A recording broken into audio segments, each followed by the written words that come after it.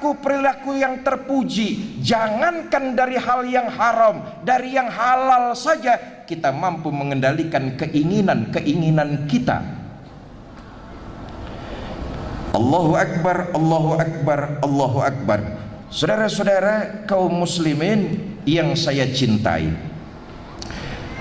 pantas kalau Al-Quran mengatakan dengan jelas dan tegas, manusia yang selalu memperturuti hawa nafsunya, nafsu cenderung membawa kepada hal-hal yang negatif.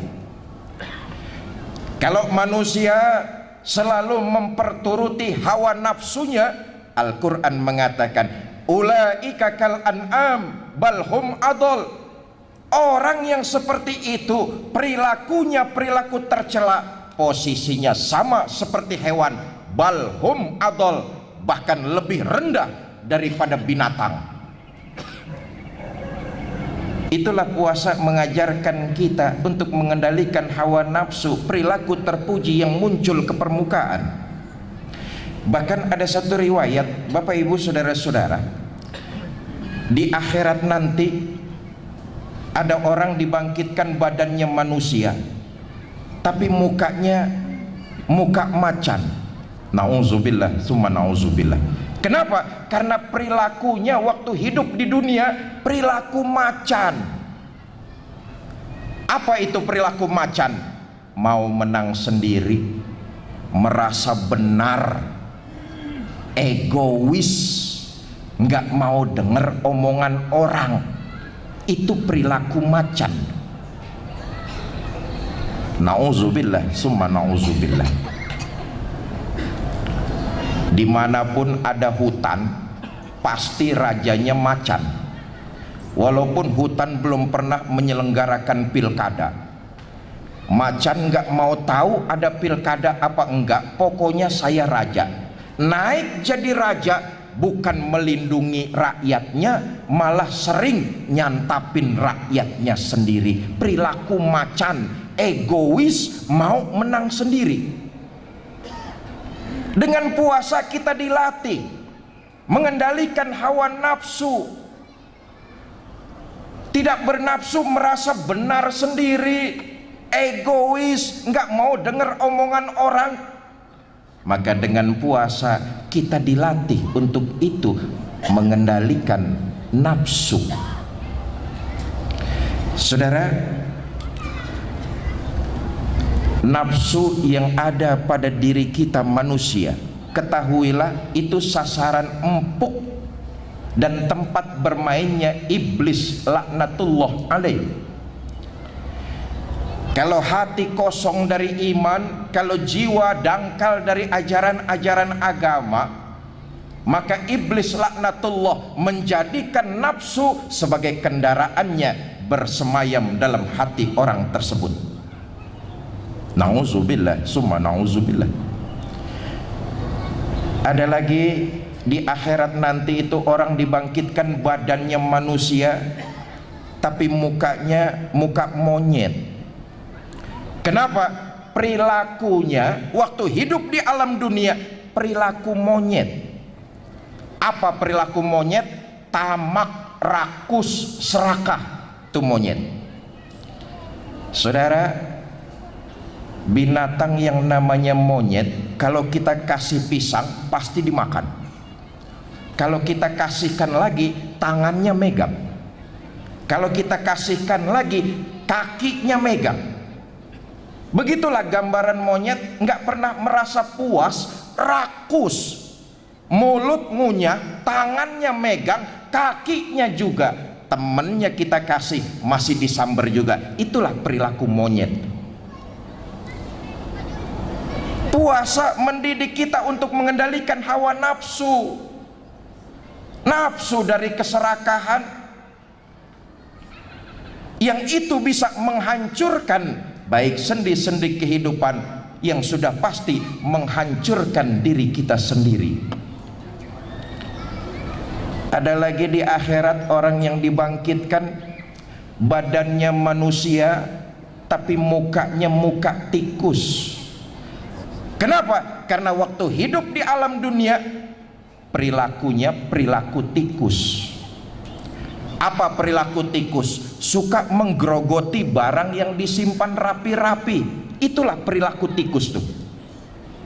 Makanya binatang tikus nih termasuk hama. Sering itu dibasmi oleh para petani-petani kita karena menggerogoti barang yang disimpan rapi-rapi. Itulah perilaku tikus. Uang rakyat disimpan baik-baik di bank, digerogoti. Tikus.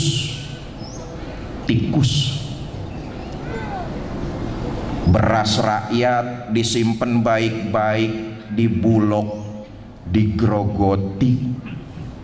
Tikus.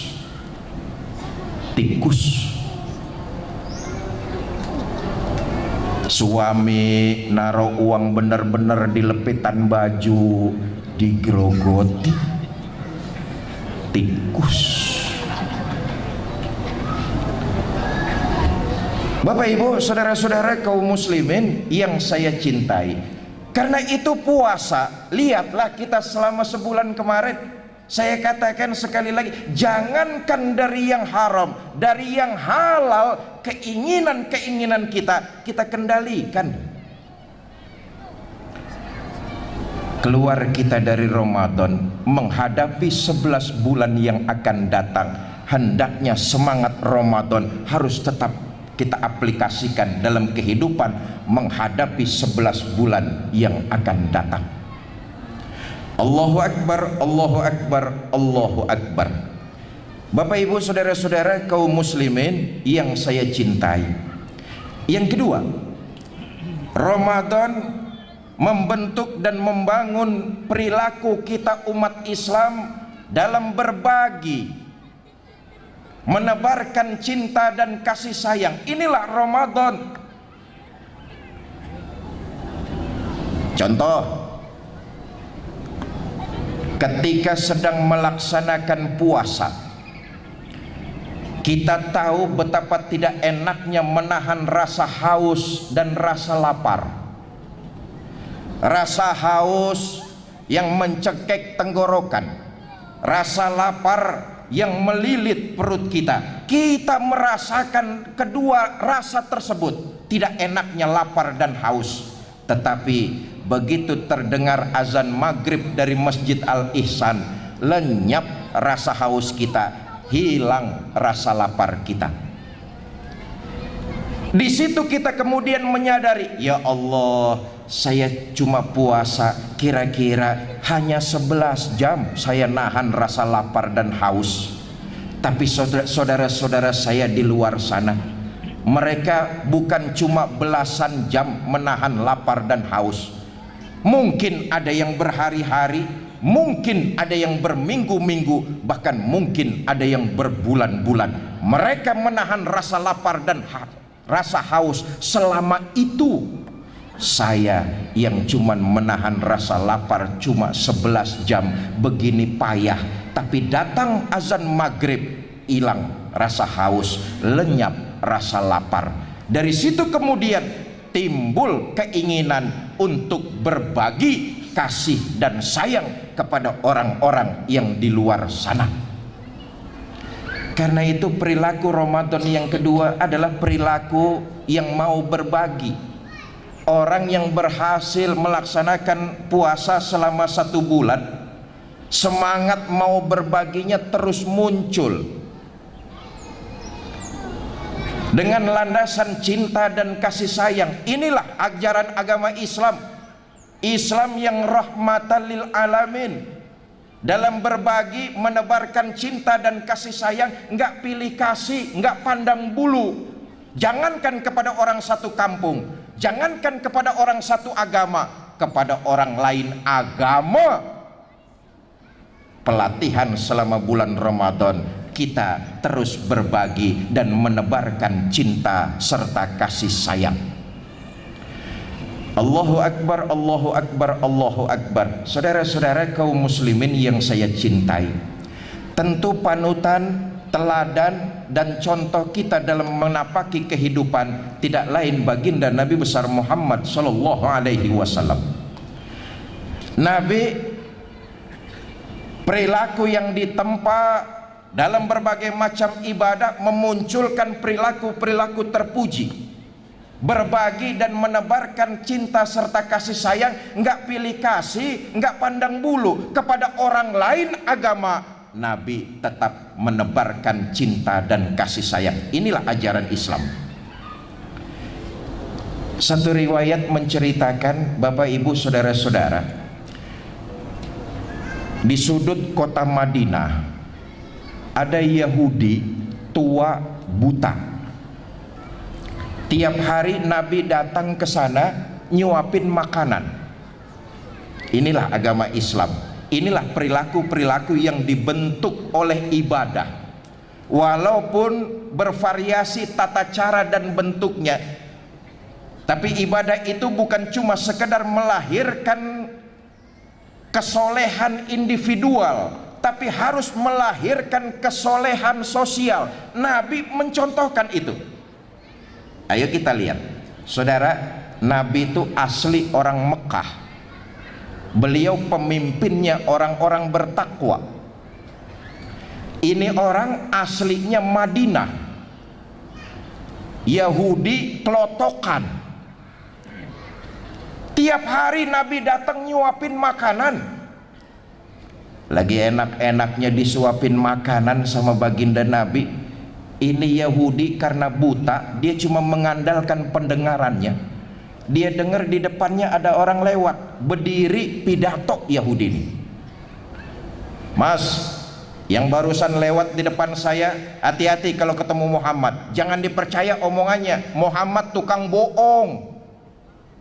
Padahal yang lagi nyuapin dia junjungan kita baginda Nabi besar Muhammad sallallahu alaihi wasallam. Marah Nabi? Enggak. Merah kupingnya? Enggak. Berhenti nyuapin? Enggak. Nabi terus nyuapin dengan penuh rasa kasih dan sayang. Allahumma sholli wa sallim wa barik alaih. Besok Nabi datang lagi, saudara, nyuapin makanan. Sedang enak-enaknya disuapin, ini Yahudi dengar di depannya ada orang lewat, berdiri pidato lagi. Mas, yang barusan lewat di depan saya, hati-hati kalau ketemu Muhammad, jangan dipercaya omongannya, Muhammad tukang sihir. Nabi terus nyuapin dengan penuh rasa cinta dan kasih sayang, luar biasa. Karena itu seorang mukmin yang berhasil keluar dari Ramadan, perilaku terpujinya muncul. Dia berbagi, menebarkan cinta dan kasih sayang, enggak pilih kasih, enggak pandang bulu. Karena memang tujuan ibadah bukan cuma kesolehan individual, tapi juga kesolehan kehidupan sosial. Mau berbagi, menebarkan cinta dan kasih sayang. Maka ibadah-ibadah seperti ini, entah disebut infak, sedekah, berbagi, mudawamahkan di luar bulan Ramadan. Saudara, siapa yang tahu, mungkin lewat tangan kita, karena kita sering berbagi, Allah tunjukkan hidayah kepada orang tersebut. Mungkin melalui tangan kita mau menebarkan cinta dan kasih, Allah berikan taufik kepada orang tersebut. Mungkin lewat pemberian kita, Allah berikan inayah kepada orang tersebut kembali kepada jalan Allah subhanahu wa ta'ala. Karena itu dalam berbagi tidak ada yang salah sasaran. Dalam berbagi tidak ada yang tidak tepat. Kita ini cuma wasilah. Karena itu dalam berbagi jangan pilih-pilih, apalagi punya persepsi, saya berbagi, saya sedekah, saya ngeluarkan infak, kurang tepat sasaran. Jangan pernah berpikiran seperti itu, karena tidak ada yang sia-sia di sisi Allah subhanahu wa ta'ala. Dulu ada orang pengen rajin berbagi, niatnya pengen sedekah. Dia kerja yang rajin mengumpulkan harta yang halal. Setelah harta itu terkumpul, dia taruh di dalam kantong plastik. Nanti malam dia niat ingin berbagi, ingin bersedekah kepada orang yang berhak menerimanya. Tepat tengah malam orang ini keluar dari rumahnya sambil bawa kantong plastik, muter di kampungnya, nyari orang yang berhak untuk menerima bantuan dia. Dari kejauhan orang ini melihat ada sosok laki-laki sedang berteduh, sedang duduk di bawah pohon besar. Di seberang jalan ada rumah mewah. Laki-laki ini bergumam dalam hatinya, ini dia nih, ada bapak-bapak tengah malam duduk di bawah pohon, tampangnya kusut, kayaknya mah lagi mikirin sesuatu, pasti lagi perlu bantuan saya. Kelihatan kok dari jauh mukanya ketekuk, pasti lagi mikirin bayar kontrakan, mau sekolah anak, di rumah beras kagak ada, bini manyun mulu.